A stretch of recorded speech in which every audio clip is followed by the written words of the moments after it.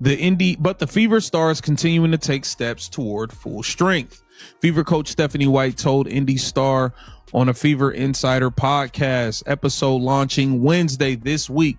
Clark. Hold on. Did you catch what he just revealed? Caitlin Clark isn't dealing with one injury. She's recovering from 3 separate injuries simultaneously. Right groin, left ankle, and another groin injury that ended her season. The Fever called it week-by-week basis, but listen to what that really means. When a franchise uses that exact phrase, they're buying time, they're managing expectations, and most importantly, they're protecting themselves from accountability. Because here's what nobody's talking about. How does the league's biggest star suffer 3 major injuries in one season? That's not bad luck. That's a pattern.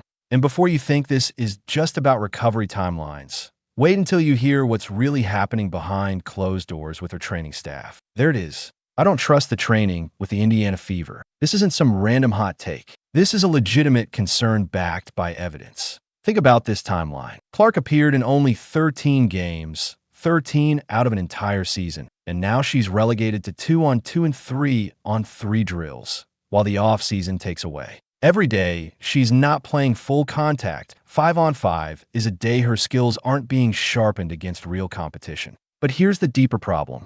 Nobody's connecting Stephanie White's coaching philosophy fundamentally conflicts with how Caitlin Clark plays basketball. Pay attention to this next part because it explains everything about why her 3rd season could either explode into an MVP campaign or implode into another injury-riddled disaster. She likes the idea of Caitlin Clark, but she's not comfortable with how she plays. Let that sink in. Your franchise player, the face of the entire league, is being coached by someone who doesn't embrace her natural playing style. Stephanie White wants methodical, controlled offense. Caitlin Clark thrives in chaos, in transition, in that read and react freedom that made her a generational talent at Iowa. This isn't just a philosophical difference. This is a fundamental incompatibility that directly impacts her health when players are forced into systems that restrict their natural movement patterns. Their bodies compensate in ways that create injury risk. The groin injuries, the ankle sprain, those aren't random. They're biomechanical consequences of playing constrained basketball.